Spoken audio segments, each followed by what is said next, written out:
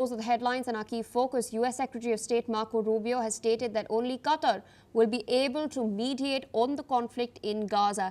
Now, this comes ahead of his scheduled visit to Doha. Earlier, Rubio had stated that the United States is going to encourage Qatar to play a constructive role in mediating in the conflict. Let's listen in to Rubio's latest comments.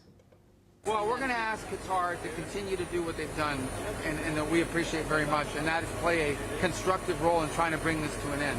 Obviously, they have to decide if they want to do that after last week or not. But we want them to know that if there's any country in the world that could help, end this through a negotiation, it's Qatar, and we appreciate that. And if there's a chance to do it, we want to encourage them. After completing his visit to Israel, Rubio has also said that there is a very short window of time for a deal to be struck between Israel and Hamas. He has stated that the deal should end with Hamas demilitarizing and releasing all Israeli hostages. Take a look. Well, as you saw, the Israelis have begun to take operations there, so we think we have a very short window of time in which a deal could happen. We don't have months anymore. And we probably have days and maybe a few weeks. So it's a key moment, an important moment.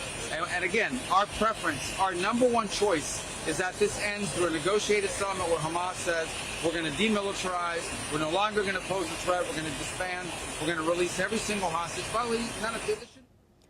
Joining us on the broadcast is Major General Sudhakar Ji, Senior Geopolitical and Strategic Defense Expert. He's joining us live from New Delhi. Thank you so much for taking our time speaking to us on NewsX World. Interesting statements by Marco Rubio as he's just wrapped up his visit to Israel and is heading to Doha. Meanwhile, we've also seen a very strong stance, a united stance being presented by Arab nations. Their posturing at this moment is very clear. They've spoken in a unanimous voice.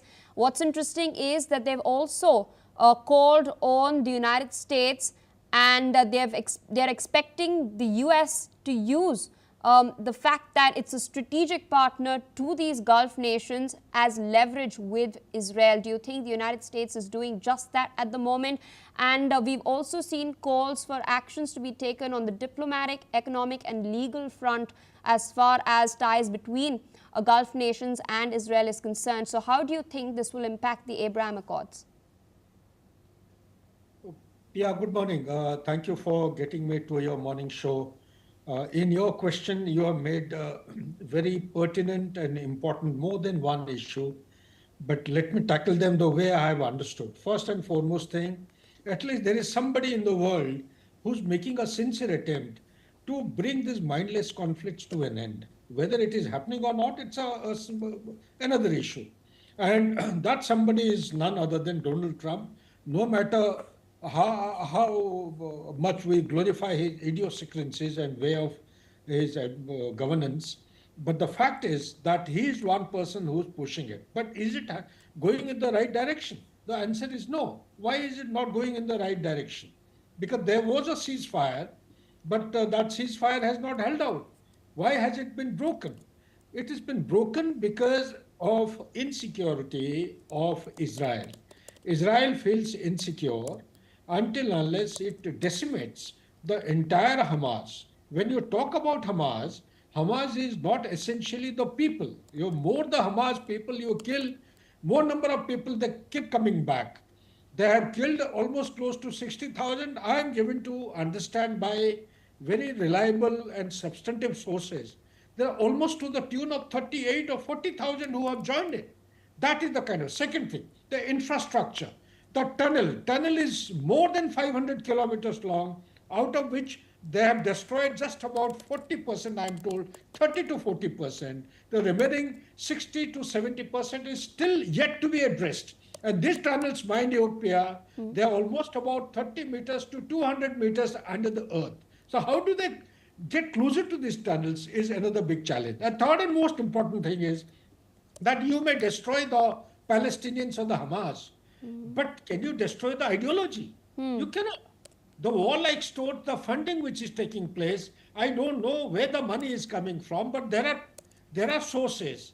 The Arabic nations may have gone up together in a united manner to actually, rally behind in defense of Qatar. Qatar, what has happened today, it has happened earlier also in the past. They wanted to form some kind of a NATO grouping or an alliance, but did it actually prove to be beneficial? No, because they may have, each country has got its own national interest. They look at the perspective in their own way, but do they actually converge to the way the expectations of Qatar? It doesn't. So, therefore, all I'm saying is that if you want to actually bring about a closure or an end to this meaningless, mindless kind of a conflict, I think you got to draw a line, call the shot by saying now or never, wherever one is, as is, where is basis, as per military science, you bring this mindless conflict to an end by saying, here is the ceasefire, no more. If there is a violation taking place, then we must pursue our effort in earnest to make sure that the ceasefire is not violated. It will happen, they will keep violating, but you must continue to pursue it in earnest. And therefore, Pia, if I have my say, it is a very, very tall order. Today, Rubio has made a statement which is quite mellowed down, much against what Donald Trump has said. Donald Trump has said that this conflict is coming to an end, but Rubio has made it very clear that it is very difficult by diplomacy and dialogue to bring this mindless conflict between the Hamas and the Israel to an end. So, what does it mean? It means that they will resort to the kinetic means which they have been doing so far. And therefore, my only plea is that the 20 people are alive, the hostages. I feel that they need to do something in a much more practical manner. Maybe give and take is the only answer to get these 20 people alive back to the mainstream, and also prevail upon some kind of a track to diplomacy must go in to actually capture the remaining the people there under the custody of the Palestinians. And last but not the least, Pia, is that ultimately people have come to know that it is a wild card which is being played by the Israelis, that there is two nation theory which has been approved by United Nations is not something substantive which